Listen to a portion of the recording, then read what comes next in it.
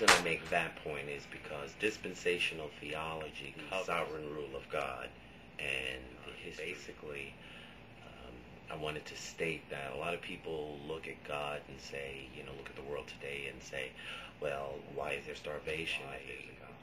Is there hunger? Why is there, a lack of compassion for men, murders, stealing, wars, rumors of wars, what have you, bombing, killing,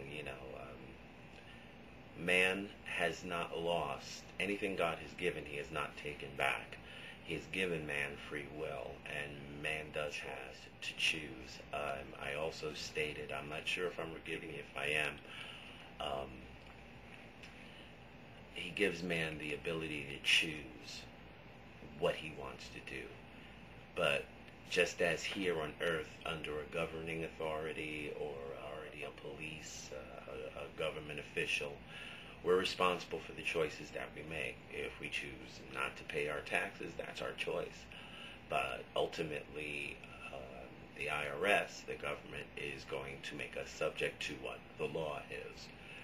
And basically, in essence, it's an establishment of what God originally established. And I can say God originally established because in the Bible, morality is instituted by God.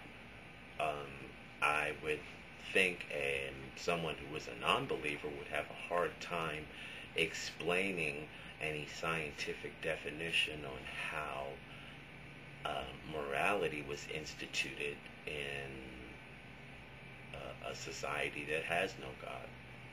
So I would pose that question to a non-believer, and could you explain to me how that would happen, because I can't perceive it, and who regulated it, and who instituted it, and who, it didn't just evolve into what it is today, an organized means of governing people.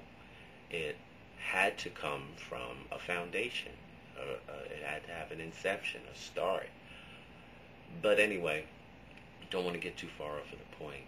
What that has to do with dispensational theology and how it kind of prefaces or lays the foundation for it, is that there's this condition now between man, ever since the days of Adam to now, where we are separated spiritually. And the one thing that separates us spiritually from God is sin, a breaking of the moral code that has been established.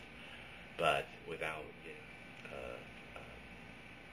a study on the Ten Commandments, which I won't do yet, I want to try to stay focused on dispensational theology. It just created a need for man to have to reconcile himself with God. And man could not reach up and make that bridge. God had to reach down to make it. So hang tight, deal with me with the video, confusion here. I'm sorry. I'm going to get on to, I did part 4, so I'm going to get on to the dispensational theology teaching in my next video. This is Bonjaras. Peace.